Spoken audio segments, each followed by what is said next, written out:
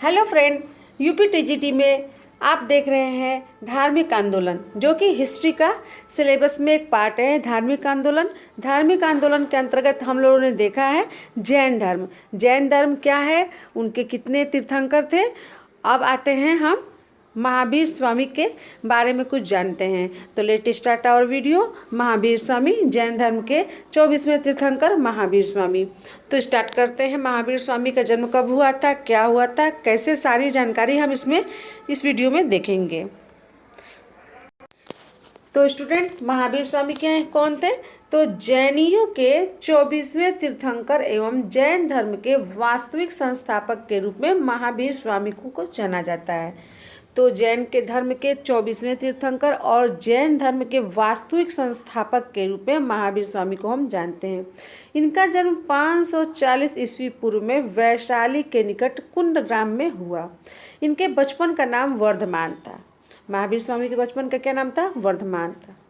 ये वर्ण के क्षत्रिय एवं कुल के ज्ञात्रिक थे। इनके पिता सिद्धार्थ वज्र संघ के प्रमुख सदस्य थे। इनकी माता त्रिशला अथवा विदेह दत्ता, इनकी माता का नाम त्रिशला है या विदेह दत्ता भी है, वैशाली के लिच्छवी कुल के प्रमुख चेटक की बहन थी। महावीर का विवाह कुंडयन गोत्र की कन्या यशोदा से हुआ। कालांतर में वे एक पुत्री के पिता बने। पुत्री का नाम अड़ोज्या तथा प्रियदर्शना था। महावीर स्वामी की पुत्री का नाम क्या था? प्रियदर्शना या अड़ोज्या था। इनकी शादी, जो पुत्री है उसकी शादी जमाली नामक एक क्षत्रिय से हुई थी। महावीर स्वामी ने 30 वर्ष की अवस्था में अपने बड़े भाई नंदिवर्धन की आज्ञा लेकर घर का त्याग किया था। घर त्यागने के बाद स्वामी जी सन्यासी यानी कि यति हो गए। वे 23वें तीर्थंकर पार्श्वनाथ के शिष्य थे। 13 महीने के उपरांत महावीर पूर्णतः वस्त्र त्याग कर नंगे रहने लगे। कितने महीने के उपरांत? 13 महीने के उपरांत।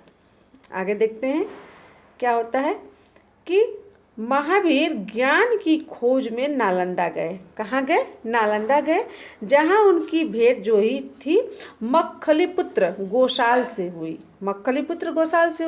गोसाल ने 6 वर्ष तक महावीर के साथ कठोर तप किया। किसने महावीर स्वामी के साथ 6 वर्ष तक कठोर तप किया? तो गोसाल ने किया। लेकिन बाद में उनका साथ छोड़कर आजीवक संप्रदाय की स्थापना की। तो यहाँ से ये मिलता है कि मक्खलीपुत्र ने किस संप्रदाय की स्थापना की थी? तो आजीवक संप्रदाय की स्थापना की थी। आगे देखिए क्या है।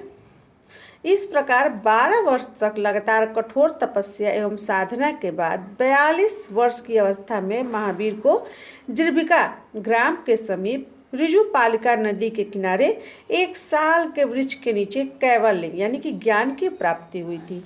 कितने वर्ष की कठोर तपस्या? तो 12 वर्ष की लगातार कठोर तपस्या के बाद 42 वर्ष की अवस्था में उनको जिब्रिका गांव के समीप ऋजुपालिका नदी के किनारे एक साल के वृक्ष के नीचे कैवल्य की यानी ज्ञान की प्राप्ति हुई थी। कैवल्य या ज्ञान की प्राप्ति हो जाने पर महावीर स्वामी को केवलीन या जिन यानी कि विजेता और मतलब योग्य, निर्ग्रंथ मतलब बंधन रहित जैसी उपाधियां मिली। किसको मिली?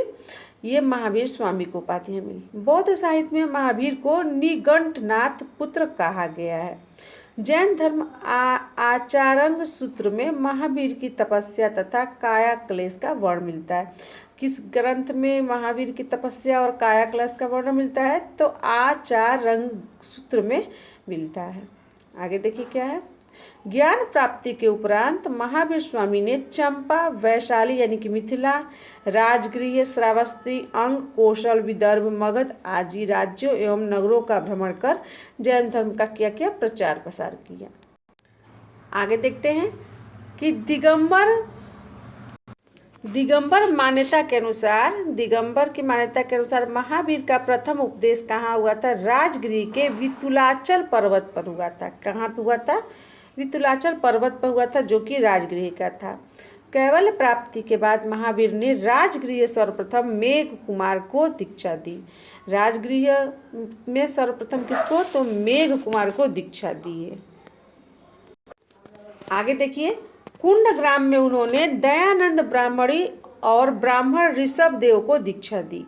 कौशाम्बी में उन्होंने शतानिक के पुत्र उदयन को दीक्षा दी। महावीर ने अपने विचारों का प्रचार प्रसार करने हेतु 11 गणों को नियुक्त किया था। कितने गणों को? 11 गणों को नियुक्त किया। इनमें से प्रत्येक गण का एक प्रधान होता था जिसे गणधर कहा जाता था।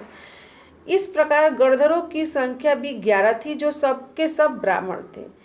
इन 11 गणधरों में सिर्फ 2 इंद्रभूति एवं आचार्य सुधर्मन को छोड़कर अन्य सभी की मृत्यु जो थी महावीर स्वामी के जीवन काल में ही हो गई थी।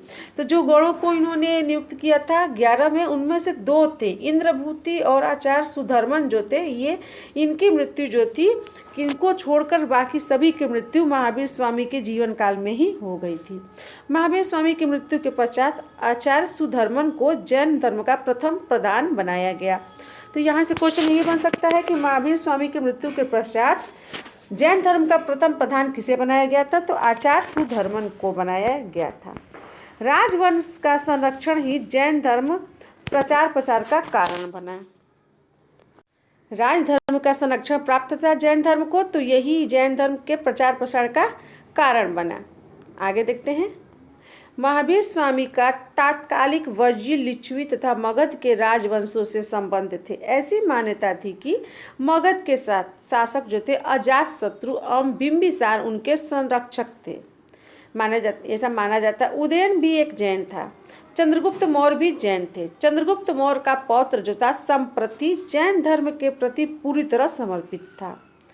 आगे देखिए, जिस प्रकार अशोक ने बौद्ध धर्म प्रचार के लिए कार्य किए, उसी तरह संप्रति ने भी जैन धर्म के विकास के लिए कार्य किए। और संप्रति कौन था? संप्रति था चंद्रगुप्त मौर्य का पौत्र था। कलिंग नरेश खारवेल जैन धर्म के संरक्षक थे। मगध के राजा बिंबिसार तथा कौशल नरेश प्रसेनजीत दोनों के वर्धमान महावीर एवं गौतम बुद्ध के साथ समान मैत्रीपूर्ण संबंध थे। तो यहाँ पर ध्यान देंगे, यहाँ पर जो बिंबिसार लिखा है यहाँ पे ये बिंबिसार है, बिंदुसार नहीं है। कुछ बच्चे कंफ्यूज हो जाएंगे कि अशोक के पिताजी जो बिंदुसार थे उनका ही है, नहीं, ये बिंबिसार दिया गया है। आगे देखिए, गुजरात के चालुक्य अथवा सोलंकी वंशी शासकों का काल जैन धर्म की उन्नति का काल था। यह राज्य जैन धर्म मानने वाले तथा जैन मंदिरों का निर्माण कराने वाले धनाढ्य व्यापारियों के लिए भी प्रख्यात था। प्रसिद्ध चालुक्य नरेश सिंहराज जयसिंह ने जो जयसिंह थे, इन्होंने जैन धर्म को अंगीकार कर लिया था, यानी कि स्वीकार कर लिया था। 5वीं शताब्दी के बाद दक्षिण भारत के बहुत से राजवंशों ने, जैसे गंग, कादम्ब, चालुक्य तथा राष्ट्रकूटों ने जैन धर्म को संरक्षण प्रदान किया। इसी समय अमर कबीर, जिनसेन और गुणभद्र ने महापुराण की रचना की। जैन धर्म के जब संरक्षण प्राप्त चल रहा था, उसी समय अमर कबीर, जिनसेन और गुणभद्र ने महापुराण की रचना की है। राष्ट्रकूट नरेश जो थे अमोघ वर्ष एक जैन सन्यासी बन गए थे। अमोघ वर्ष जो थे वो क्या बन गए थे? वो जैन सन्यासी बन गए थे। उसने रत्नमालिका नामक एक ग्रंथ की रचना की थी। रत्नमालिका ग्रंथ की रचना किसने की थी? तो राष्ट्रकूट नरेश अमोघ वर्ष ने। चालुक्य शासक सोमदेव 10वीं शताब्दी में थे और गंग शासक नीतिमार्क ने 12वीं शताब्दी में जैन मंदिरों को उदारता पूर्वक दान दिया और अनेक जैन प्रतिमाओं को प्रतिष्ठित करवाया। आगे देखिए, कांची यानी कि तमिलनाडु में सामंत भद्र ने जैन धर्म का उपदेश दिया।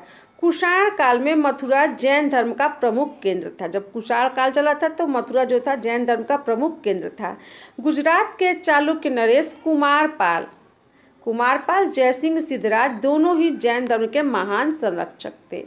उनके बाद जैन धर्म का पतन आरंभ हो गया। बाद के काल में जैन धर्म थेर पंथ एवं सुमैया संप्रदायों में विभाजित होकर पतोन्मुख हो गया। महावीर के जमाता जो थे जमाली ने उनके कैवल्य प्राप्ति के 14वें वर्ष में एक विद्रोह का नेतृत्व किया था। किसने? महावीर के जो जमाता थे जमाली ने उनके कैवल्य प्राप्ति के 14वें वर्ष में एक विद्रोह का नेतृत्व किया था। इसके 2 वर्ष बाद कितने वर्ष के बाद?